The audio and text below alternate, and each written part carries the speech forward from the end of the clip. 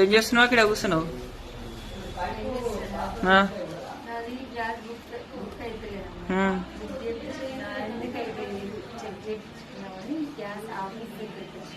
ఏ ఊరు? ఆత్మకూరుకి అయితే వచ్చినాము. వరంగల్ వారం ఒకటే కలవచ్చు. ఎమ్మటే తీసుకొని వెళ్ళిపోతాం మేమైతే.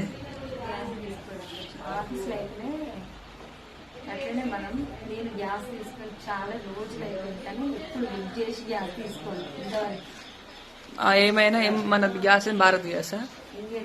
మనది అదే తీసుకుంటాం ఎప్పుడైనా సరే. ఇక అక్కది తీసుకోమన్నమాట.